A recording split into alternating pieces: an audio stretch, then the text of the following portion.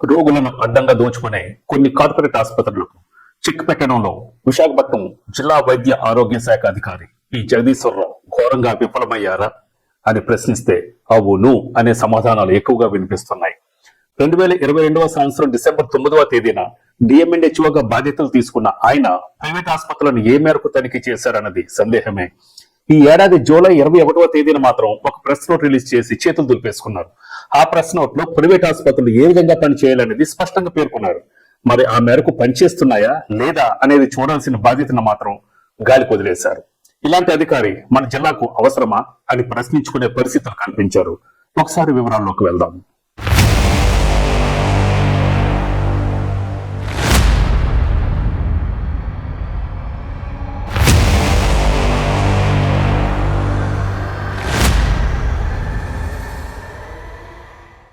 ఇది ప్రజల ప్రభుత్వం అనిపించుకోవాలనే సదుద్దేశంతో కేంద్ర రాష్ట్ర ప్రభుత్వాలు ప్రజా సంక్షేమం దృష్ట్యా పలు చట్టాలను అమల్లోకి తెస్తాయి.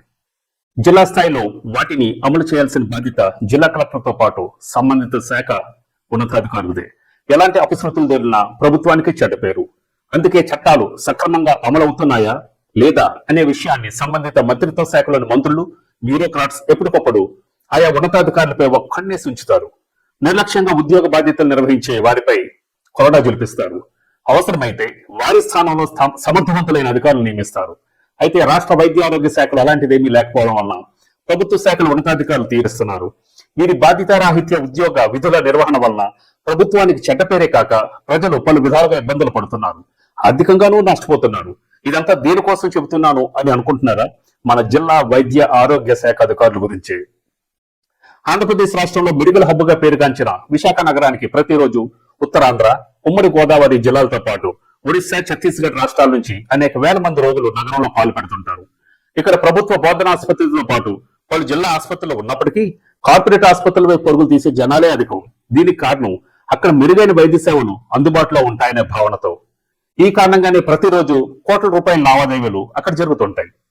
అయితే ఈ లావాదేవీలో అక్రమం ఎంతో సక్రమం ఎంతో ఆసుపత్రి వర్గాలకి తెలియాలి. ఆడింది ఆటగా పాడింది పాటగా మారిపోయింది. జిల్లా కలెక్టర్లు వేరువేరు పనుల్లో తలమునకలై ఉండిపోవడంతో ప్రభుత్వ శాఖల ఉన్నతాధికారులు నేనే మోనార్క్ అనే విధంగా వ్యవహరిస్తారు. కొన్ని ప్రైవేట్ ఆసుపత్రులపై చాలా ఆరోపణలు వెలువెత్తుతున్నాయి. చిన్న చిన్న రోగాలను సైతం భూతద్దంలో చూపించి రోగులను నిలువుదోపిడీ చేసేస్తున్నారని, అవసరం లేకపోయినా స్కానింగ్, ల్యాబొరేటరీ పరీక్షలు చేయించడం ద్వారా డబ్బులు నొల్లేస్తున్నారని, అవుట్ పేషెంట్ రోగులు అంటే వైద్యులకు చూపించుకొని అదే రోజు ఇంటికి వెళ్లిపోయే వారిని 10-15 రోజులు ఆసుపత్రిలో ఉంచేస్తున్నారనే ఆరోపణలు ఉన్నాయి. ఇలాంటి వాటికి చెక్ పెట్టేందుకే ప్రభుత్వం అలోపతిక్ హాస్పిటల్స్ రిజిస్ట్రేషన్ యాక్ట్ అమల్లోకి తెచ్చింది. వైద్య సేవలు అందించే ప్రతి ప్రైవేట్ ఆసుపత్రి జిల్లా వైద్య ఆరోగ్య శాఖ కార్యాలయంలో రిజిస్ట్రేషన్ చేసుకోవాలి. ఆసుపత్రిలో ఎలాంటి సౌకర్యాలు ఉన్నాయి, ఎలాంటి వైద్య సేవలు అందిస్తున్నాయి, ఆయా సేవలకు ఏ మేరకు డబ్బులు వసూలు చేస్తున్నారు, ఏ విద్యార్హతలు గల వైద్యులు అందుబాటులో ఉన్నారు, వారికి ఆంధ్రప్రదేశ్ మెడికల్ కౌన్సిల్ కేటాయించిన రిజిస్ట్రేషన్ నెంబర్లు ఉన్నాయా లేదా తదితర వివరాలన్నీ ఆసుపత్రికి వచ్చే వారందరికీ ఇంగ్లీషు, తెలుగు భాషలో కనిపించేలా ప్రదర్శించాలి. దీనివల్ల రోగులకు ఏ రోగాలకు ఎంతేసి వసూలు చేస్తున్నారనే విషయంతో పాటు తనకు వైద్య సేవలు అందించే వైద్యులు విద్యార్హతలు ఏమిటనేది తెలుసుకునే అవకాశం ఉంటుంది. ఆసుపత్రిలో ఉండే సేవలు ఏమిటి, తమ రోగాలకు ఎంత ఖర్చు అవుతుంది తదితర వివరాలు స్పష్టంగా తెలుసుకునే అవకాశం ఉంటుంది. అయితే ఆయా వివరాలతో కూడిన బోర్డులు చాలా ప్రైవేట్ ఆసుపత్రుల్లో కనిపించవు. ఎందుకు కనిపించవు అంటే రోగులకు ఆ వివరాలన్నీ తెలిసిపోతే తమ దోపిడీకి ఆస్కారం ఉండదనే ఉద్దేశంతో వాటిని ఏర్పాటు చేయరు. ఒకవేళ ఉన్న అరకొర సమాచారాలతో కూడిన బోర్డులే ఏ మూలలో కనిపిస్తాయి. మరి ఈ పరిస్థితిని చక్కదిద్దాల్సిన బాధ్యత జిల్లా వైద్య ఆరోగ్య శాఖ అధికారులపై ఉంది. అయితే సదరు అధికారుల నిర్లక్ష్యమో బాధ్యత రాహిత్యమో తెలియదు గాని చట్టానికి తూట్లు పడుతున్నాయి. అసలు రిజిస్ట్రేషన్ వ్యవహారం అంతా జిల్లా వైద్య ఆరోగ్య శాఖ కార్యాలయంలోని డెమో సెక్షన్, డిపిఎంఓ సెక్షన్ అధికారులే కన్సర్న్లోనే జరుగుతోందట. వాస్తవానికి ఆయా 2 సెక్షన్ల ఉద్యోగ బాధ్యతలు వేరు. అయితే ఈ రిజిస్ట్రేషన్ వ్యవహారంలో చాప్ కింద నీరులా లంచాల రూపంలో పెద్ద ఎత్తున డబ్బులు చేతులు మారటం గుట్టుగా సాగిపోతున్నదట. ఒకవేళ లంచాలు తీసుకునే సమయంలో ఏసీబీ అధికారులు దాడి చేస్తే తాము తప్పించుకోవచ్చనే కారణంతో జిల్లా వైద్య ఆరోగ్య శాఖ ఉన్నతాధికారులు ఆ 2 సెక్షన్స్ కి రిజిస్ట్రేషన్ బాధ్యతలు అప్పగించారనే ఆరోపణలు ఉన్నాయి. ఆయా ఆరోపణలపై వివరణ తీసుకునేందుకు ప్రయత్నించిన విలేకరులకు సదరు అధికారి అవకాశం ఇవ్వకపోవడం గమనార్హం. ఉదయం వస్తే జూమ్ మీటింగ్లు అంటారు, సాయంత్రం బయటకు పనుల మీద వెళ్తున్నాం అంటారు. మరి ఎప్పుడు ఇస్తారు? అయితే కొన్ని మీడియా సంస్థల ప్రతినిధులకు మాత్రం ఆయన ఎప్పుడు పడితే అప్పుడే కలవడానికి వీలుంటుందనే విమర్శలు కూడా ఉన్నాయి. ఆంధ్రప్రదేశ్ రాష్ట్ర వైద్య ఆరోగ్య శాఖ మంత్రిగా సత్యకుమార్ యాదవ్ ఉన్నారు. వైద్య ఆరోగ్య శాఖపై ఆయనకు మంచి పట్టు ఉంది.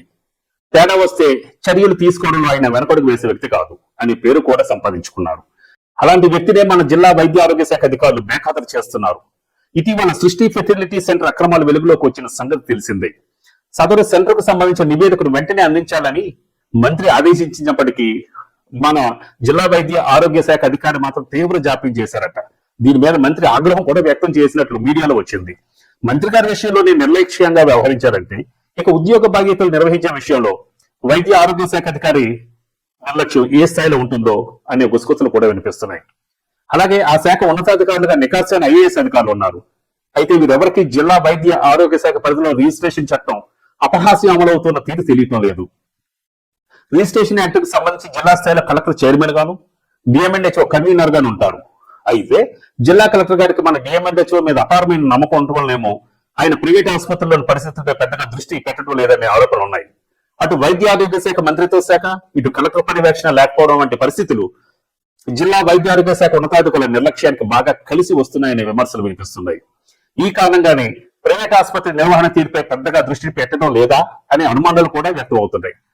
మంత్రితో పాటు రాష్ట్ర వైద్య ఆరోగ్య శాఖ ఉన్నతాధికారులు విశాఖలోని ప్రైవేట్ ఆసుపత్రుల తీరుపై దృష్టి సారించి రోగుల సంక్షేమం దృష్ట్యా నికాల్సైన ఉన్నతాధికారులను మీ జిల్లా వైద్య ఆరోగ్య శాఖలో నియమించాలని విశాఖ నగర ప్రజలు కోరుతున్నారు.